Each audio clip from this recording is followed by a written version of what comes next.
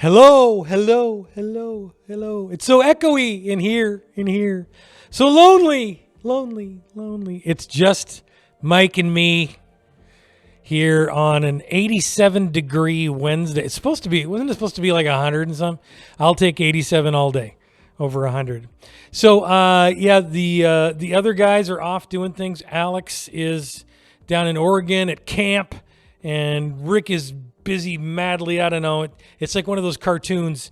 It's just all you can see is the back of his head and a cloud of busyness. He's he's going crazy. So we are going to begin a new series called What's in a Name? And for the month of August, we're going to be looking at the different names of God. Names, you say, Dan? Why, yes, names, more than one, plural. That may be a surprise to some of you, but I want to refer back quickly to the subtitle of our series, What's in a Name?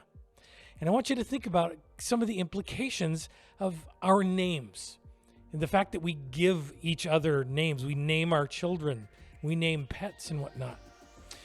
So naming is really important. But isn't it funny when you think about your name? My name's Dan. My middle name's Edward. I didn't pick those. I didn't pick my last name. Those were chosen for me.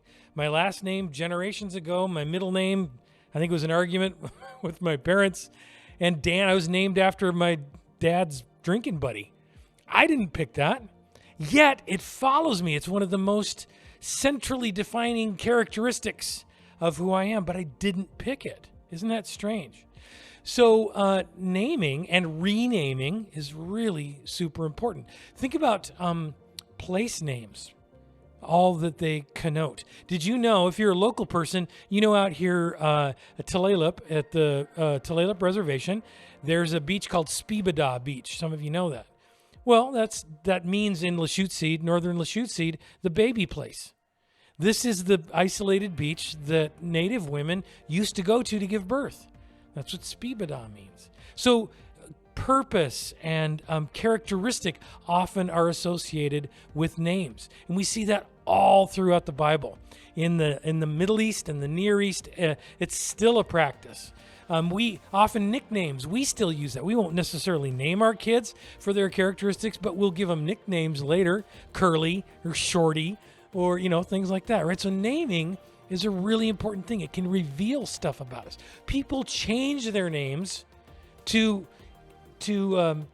underscore a change in their life, or to indicate transformation in their life. Maybe there's a part of them they want to leave behind and something new they want to enter into. So they'll change their names.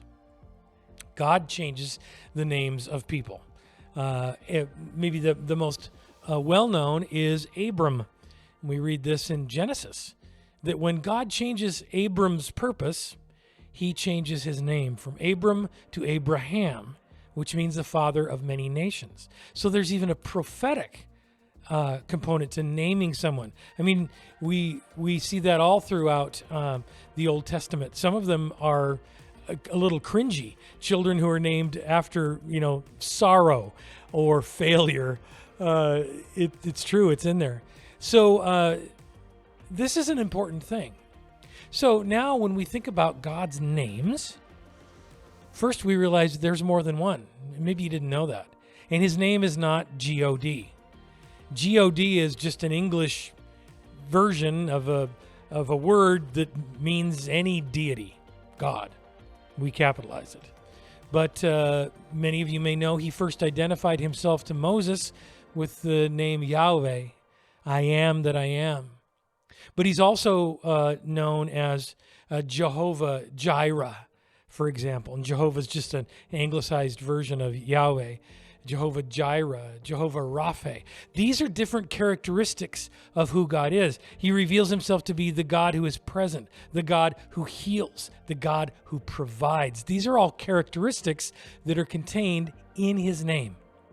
So we are going to look at all these different names of God and explore the characteristics that they reveal. We'll get into some of the nerdy stuff, too, to explore where these names come from and the deep significance in some of those. And we're going to try to get into some of the some of the deeper soul and heart stuff that the names reveal, the promises that we can take from the names that God has chosen for himself, and what they mean to us today, and maybe just get to know him more deeply through the month of August. So be thinking about that.